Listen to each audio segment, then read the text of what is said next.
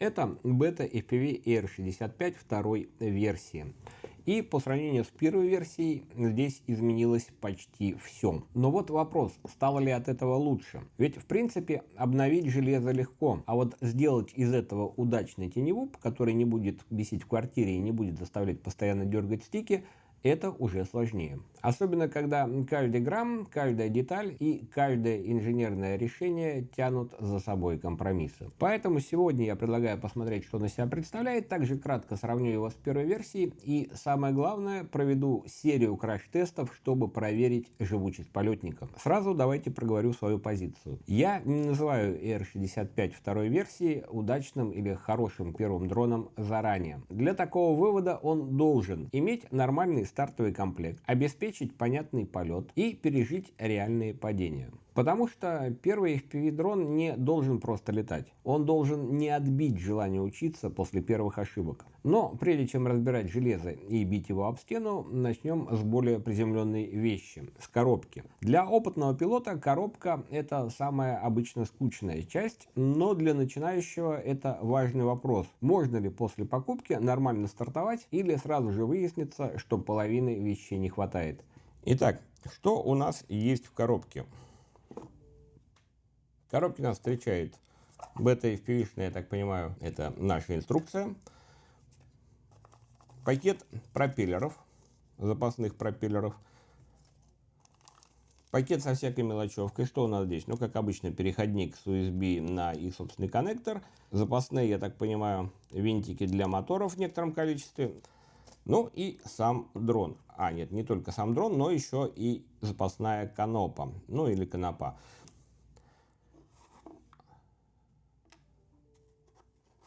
О, что-то новое. Да, вот это что-то новенькое у нас. Beta FPV нам тут пишет, что на основании наших отзывов они тут все переработали. И, в общем-то, это снижает риск на 80% повреждения дрона.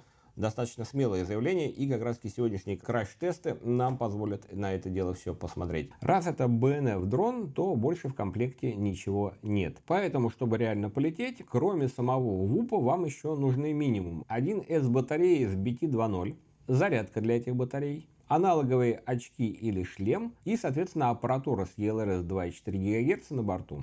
Ну а пропы и запасная рама — это уже не роскошь, а нормальный расходник для теневупов. Так что если это ваш первый дрон, не закладывайте бюджет только на квадрик, иначе может получиться неприятная ситуация. Дрон уже приехал, а летать пока все равно не получается. И я бы вообще советовал начинать не с дрона, а с аппаратуры. Покупаете пульт и пока дрон едет, тренируйтесь в симуляторе. Тогда первый реальный полет будет не ай-яй-яй, куда он полетел, а хотя бы несколько осознанная попытка управлять. Теперь пара слов о том, что это вообще такое. AIR-65 второй версии – это классический 65-мм аналоговый теневуп на 1С аккумуляторах.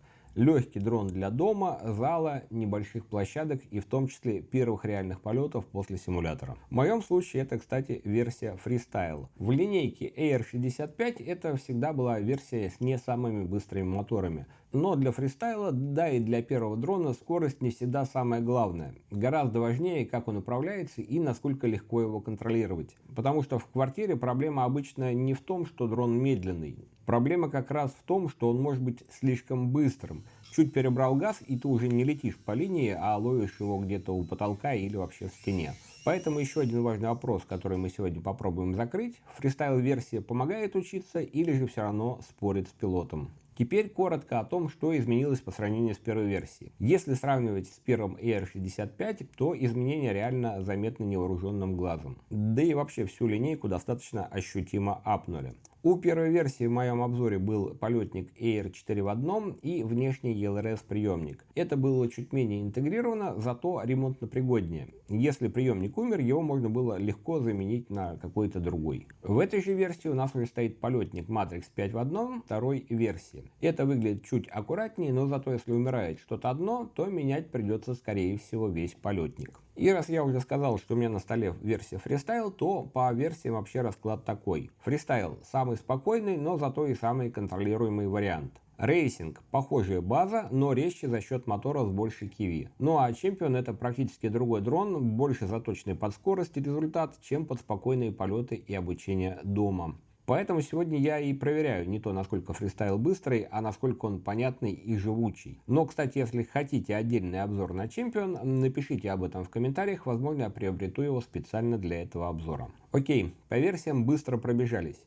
Теперь посмотрим на сам экземпляр, который у меня на столе. Начнем со взвешивания. На сайте BetaFPV заявляет 17,8 грамма без батареи. Мои же весы показали 18,04 грамма. Расхождение небольшое, но для теневупа это стоит отметить. Здесь каждая 10 грамма влияет на ощущения в полете. Полетный контроллер здесь, как я уже говорил, Matrix 5 в одном версии 2. На нем собраны управление, регуляторы, OSD, приемник ELRS и видеопередатчик. Тут у нас ничего необычного или инновационного, почти все аналоговые теневупы устроены примерно так же. Для подключения периферии нам доступен один UART и площадка под светодиоды. Встроенные ESC теперь могут тянуть токи 12 ампер штатно и 18 ампер в пике, поэтому выбор моторов, которые мы можем сюда поставить, заметно расширился. Также в этой версии полетника BetaFPV поменяли крепление.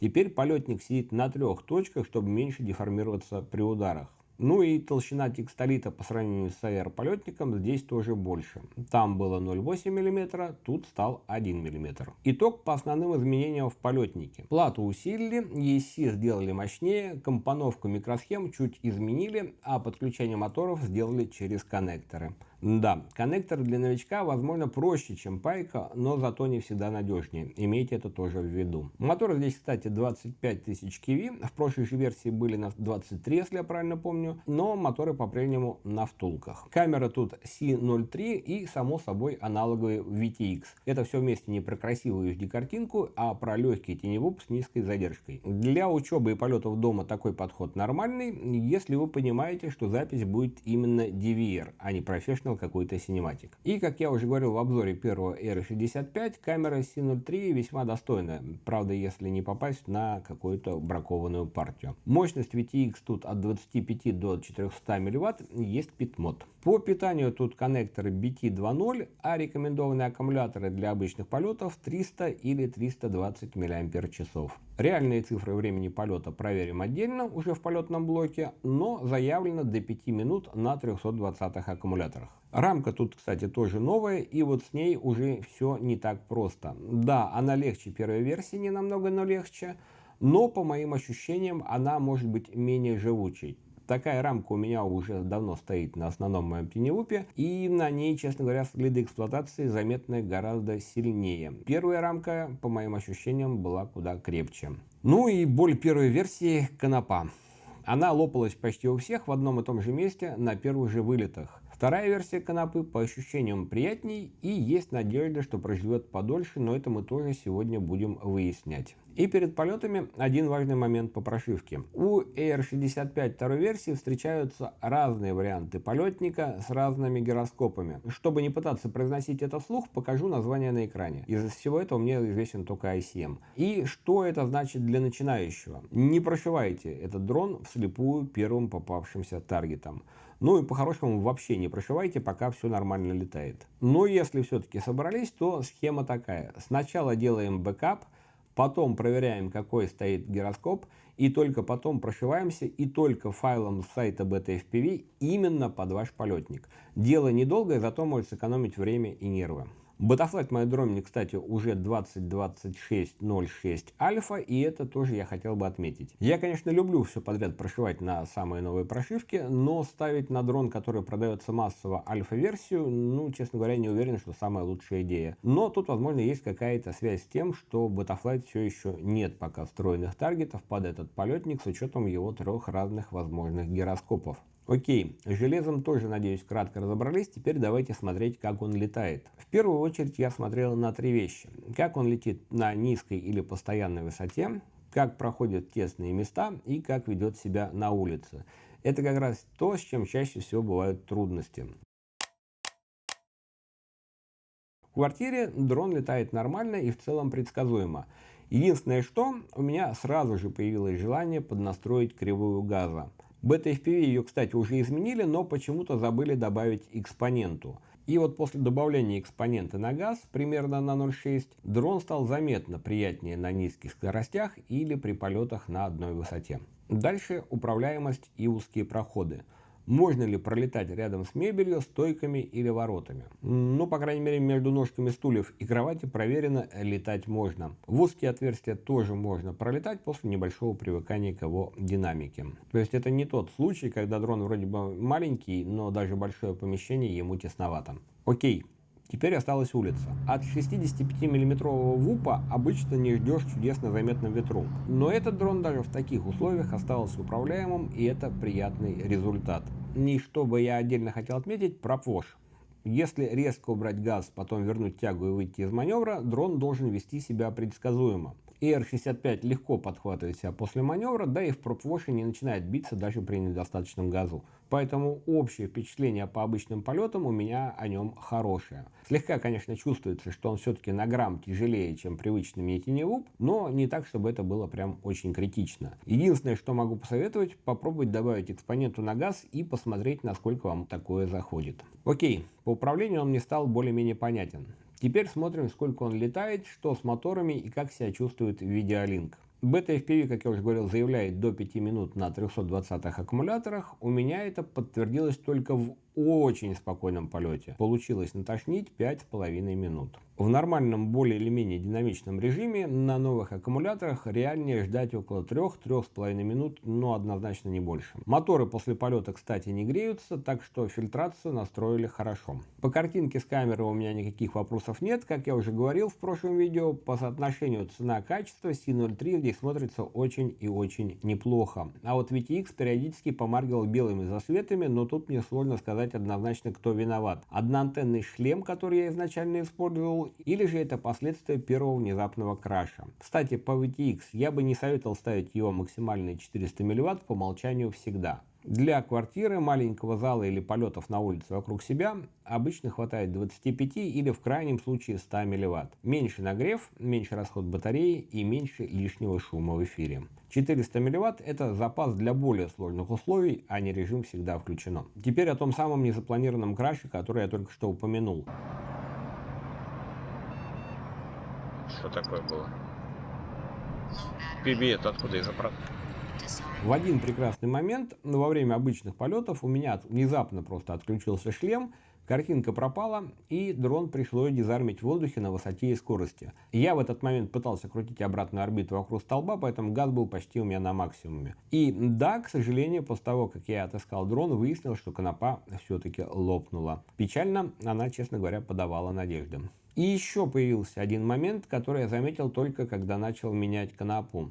UFL-коннектор видеоантенны выглядел так, будто начал смещаться или частично отходить от самого полетника. Ну а металлическая ответная часть на самой антенне слегка выгнулась вверх. Скорее всего, ее занесло на коннектор камеры. Это не значит, что полетник умер или что дрон сразу стал проблемным, но для теневупа это как раз типичная зона риска. Антенна маленькая, коннектор маленький, удары резкие, если антенну дернуть неудачно, может быть неприятно. Так что тут, как обычно на теневупах, тоже стоит фиксировать коннектор VTX с каким-нибудь классическим B7000. Это не даст вылететь антенне из разъема при ударах или повреждениях конопы, ну а возможно спасет и сам UFL разъем на плате. Ну а теперь самая важная проверка для первого FPV дрона. Начинающий будет падать. Не один раз и не два. Он будет цеплять стены, стулья, дверные проемы, пол, потолок, мебель, да и в принципе и все остальное, включая домашних. И именно поэтому нужно понять, насколько дрон готов к такому в реальности. Конечно, разбить можно абсолютно что угодно. И IR-65 с новым полетником, ну, в общем-то, логично, что не исключение.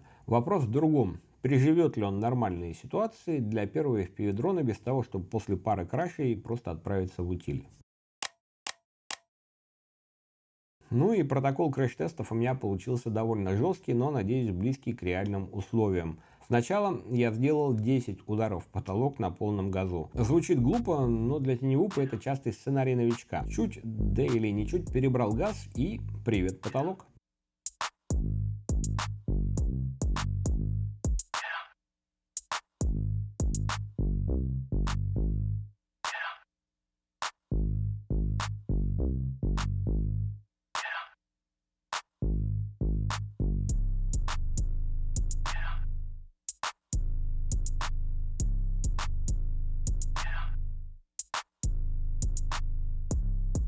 Что ж, дрон это пережил. Конопа, которую я уже поменял на запасную, не совсем. Она опять лопнула в одном из 3 мест крепления. Других же повреждений на дроне я не нашел. Дрон продолжал летать как обычно и никаких вопросов к своему полету не вызывал. Поэтому потом пошла серия фронтальных встреч со стеной на высокой скорости.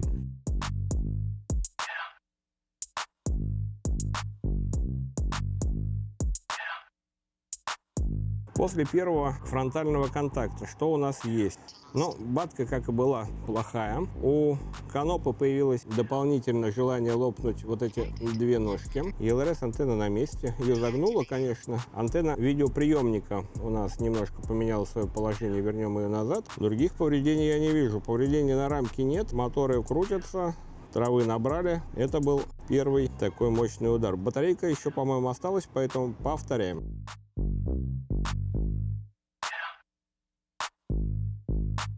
Что у нас после второго фронтального удара?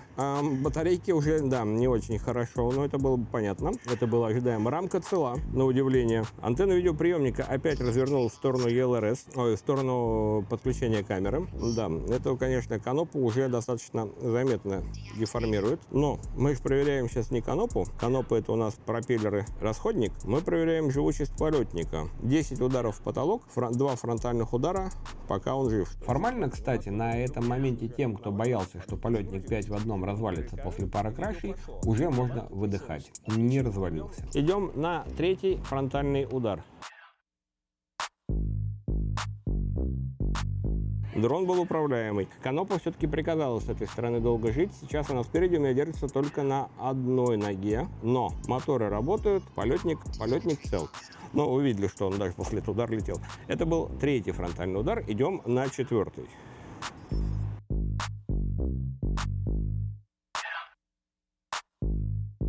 А вот после 4-го фронтального удара пропало уже видео.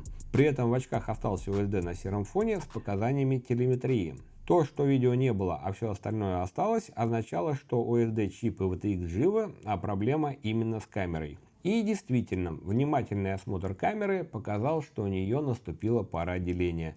Электроника и матрица пошли в одну сторону, линза в другую. Ну а для того, чтобы убедиться, что все остальное на дроне все еще живо, я сделал еще одну контрольную проверку.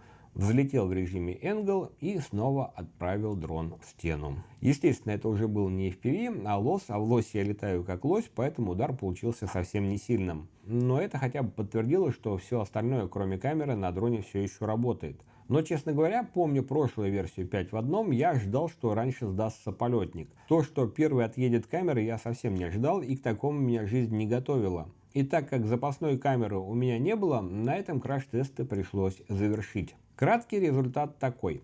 Камера умерла, конопа лопнула, но сам полетник, и в частности OSD и LRS, которые на первой версии отъезжали регулярно, не пострадали. По-моему, для теста надежности 5 в 1 полетника это более чем хороший результат. Так что давайте уже переходить к выводам. По полету R65 второй версии в фристайл исполнении мне понравился. Он спокойно летит дома, нормально держит низкую высоту, предсказуемо выходит из маневров и даже на улице заметный ветер остается управляемым. По потреблению аккумов тоже без сюрпризов. 5 минут блинчиком или около 3-3,5 минут более динамичного полета. Нормальный для аналога результат. По краш-тестам же результат получился несколько иной, чем я изначально ожидал. Да, конопа лопнула, причем дважды, камера рассыпалась, но сам полетник остался жив. Моторы тоже, кстати, не пострадали, но главный вывод именно по полетнику. Он пережил эту серию ударов. Так что ответ на главный вопрос, выдержит ли новый полетник жесткие условия реальной эксплуатации или сдастся после пары серьезных крашей, я для себя получил. По крайней мере, в моем случае выдержал. Да, я не могу утверждать, что он точно так же переживет подобное абсолютно у всех, или что его можно смело долбить об стены на полном газу, но, по крайней мере, эти тесты слегка реабилитировали полетник 5.1 в моих глазах. И да, самое главное, после 2 дней крашей и пересборок я не захотел его выкинуть, а захотел полетать снова. Для первого дрона это, на мой взгляд, главный показатель. Так что взял бы я его себе как первый FPV-дрон, Ну, скорее да, если нужен маленький аналоговый ВУП для дома, зала и спокойных уличных полетов в безветренную погоду. Но следует помнить, канопа все еще слабое место. При таком режиме тестов за 2 дня у меня получился расход по одной канопе в день, что явно, честно говоря, многовато. Но 3D-печать СТПУ вполне способна закрыть эту проблему, и, в общем-то, чаще всего так все и делают. И второй момент, о котором следует помнить, это UFL-коннектор. Да, его, как и обычно на всех теневупах, следует сразу же зафиксировать каким-нибудь тягучим герметиком, типа того же B7000, для того, чтобы у нас и антенна сама не проворачивалась, и для того, чтобы защитить немножко сам наш разъем на самом полетнике. В остальном же, получается, этот квадрик меня скорее порадовал и даже удивил, потому что после знакомства с первым вариантом полетника 5 в одном я заранее ожидал, честно говоря, худшего. Но справедливости ради стоит отметить, что на рынке BNF теневупов в этом размере он не одинок. Так что если вы по каким-то причинам не хотите брать именно бета-FPV, то навскидку можно вспомнить Mobulu 6 от Happy Model. Она подкупает своим весом. Фанатам красивой картинки зайдет, наверное, Hemibird от New Bedron с его фирменной камерой. Если ищете что-то новенькое, можно посмотреть на Nimble 65 от SAP 250. Ну и на худой конец всегда есть Nanoscout от IMAX, тот самый, которым до сих пор доволен Skittles. У каждого из них есть свои плюсы. Где-то ниже вес, где-то комплект богаче, где-то дрон больше заточен под гонку. Но если смотреть именно на универсальный маленький дрон для старта, то у AR-65 достаточно сильная позиция. Serial ELRS, мощные по меркам теневупов ESC, нормальная цена и понятная линейка версий. Ну и само собой, конечно же, можно пойти своим путем и собрать теневуп самостоятельно. Это на самом деле гораздо проще, чем может показаться на первый взгляд. Но купить или собрать первый дрон самому – это только часть входа в FPV. После покупки начинаются другие проблемы. Аппаратуру нужно настроить, ELRS забиндить, очки вывести на нужный канал, а в Betaflight не залезть туда, где новичку пока лучше ничего не трогать. И я как раз записывал полный разбор от распаковки до первого полета, ссылка будет на экране и в описании.